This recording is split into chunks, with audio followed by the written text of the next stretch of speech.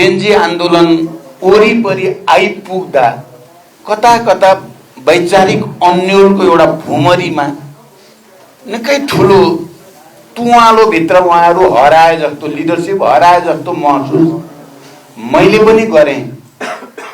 उहाँहरू भड्किनु भयो, कतै न कतै भड्किनु भयो। पछि पनि मेरो भेट भयो, फेरि विप्लवसँग पनि प्रकाण्डसँग पनि भेट भयो र मैले भने इतिहासमा विरलै आउने अवसर तपाईहरुले गुमाउनु भयो। यसको पश्चाताप तपाईहरुलाई धेरै परसम्म पछिसम्म हुनेछ। नेपाली कम्युनिस्ट पार्टी गठन कुनै आवेगमा, कुनै भावावेशमा गरिएको होइन। राष्ट्रको आजको असहज र असाधारण परिस्थितिमा नेतृत्वले खेल्नुपर्ने भूमिकालाई आत्मसात गरेर तमाम कम्युनिस्ट आन्दोलनका सम्भव भएसम्मका घटकहरूलाई एकताबद्ध गरेर एउटा शक्ति आर्जन गर्ने अवसर तपाईहरुले गुमाउनु भयो। तपाईहरु ठुलो सम्मान पाउँदै हुनुहुन्थ्यो यो एकतामा। म अहिले संयोजक सहसंयोजक कमरेड माधव कुमार नेपाल हुनुहुन्छ, यहाँ प्रमेश हमाल यो प्रक्रियामा सबै सक्रिय, वर्षमान लगायतका साथीहरू, पम्फाजी, हामी सबै छौं। अरु घटकका नेता साथीहरू पनि हुनुहुन्छ। राजेन्द्रजी पछि जोडिनु भयो, जोडिँदै जाने क्रम पनि बढिराखेकै छ। हामी सबैले विप्लवजीलाई अलि बढी महत्त्व दिने गरिया थियो अरूलाई भन्दा विप्लवलाई, र त्यो अलि क्रान्तिकारी कुरा भइरहेछ। इतिहास विरासत पनि एउटै विरासत पनि हो। माधवजीले पनि पटक पटक फेरि चाहिँ अलि महत्त्व दिएर नै जानुहुन्थ्यो।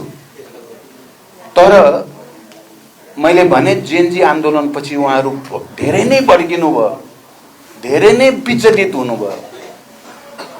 ठुलो भुमरीमा चाहिँ निसासिए जस्तो देखिनु भयो नेतृत्व, मुख्य नेतृत्व नै। अहिले चिरञ्जीवी ढकालले भिन्न भाषामा भन्नुभयो, मैले अलि फरक भाषामा भने। तर यसो भनेर उहाँप्रति हाम्रो कुनै आक्रोश, घृणा छैन। अहिले पनि उहाँले आत्मसमीक्षा गर्नुपर्छ, जसरी हामीले गरेका छौं। हामीले यो एकतामा आउन सबै घटकहरूले आफ्नो आत्मसमीक्षा गरेर आफ्ना कमजोरी सच्याउने, यो राष्ट्रको स्वाधीनताको रक्षाको निम्ति, कम्युनिस्ट आन्दोलनको रक्षाको निम्ति एकचोटि फेरि हामी एकताद्वारा ताकत पैदा गर्ने भएर आएको हो। म उहाँहरूलाई पनि अपिल गर्न चाहन्छु, तपाईहरु पनि आत्मसमीक्षा गर्नुहोस्। तपाईहरुको रियल घर यही हो, तपाईहरु आउनुपर्ने ठाउँ यही हो।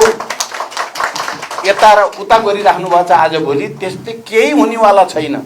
म गम्भीर ढङ्गले मेरो पुरानो सँगै बसेको कमरेडहरू हुनुको नाताले पनि म भन्न चाहन्छु, तपाईहरुले आत्मसमीक्षा गर्ने यो बेला हो। अझै पनि तपाईहरुको पुरै अवसर गुमिसकेका छैन। तपाईहरुले आत्मसमीक्षा गर्नुभयो र एकतामा आउनुभयो भने तपाईहरुलाई हामी स्वागत गर्न फेरि पनि तयारै छौं। चुनाव त अगाडि छ, तर यो चुनावले के दिन्छ भन्ने पनि कन्फ्युजन तपाईले ठिकै ढङ्गले राख्नुभयो। परिस्थिति त्यस्तै नै छ। हामी एकताबद्ध भएर देशव्यापी अभियानमा गएनौं भने चाहिँ चीजहरू फेरि अर्को दुर्घटनातिर देश जान पनि सक्छ। त्यसो भएर बढीभन्दा बढी एकतामा केन्द्रित हुने र विशाल शक्ति आर्जन गर्ने कुरा नै आजको राष्ट्रिय आवश्यकता हो, आजको कम्युनिस्ट आन्दोलनको आवश्यकता हो, आजको जनताको रक्षाको आवश्यकता हो।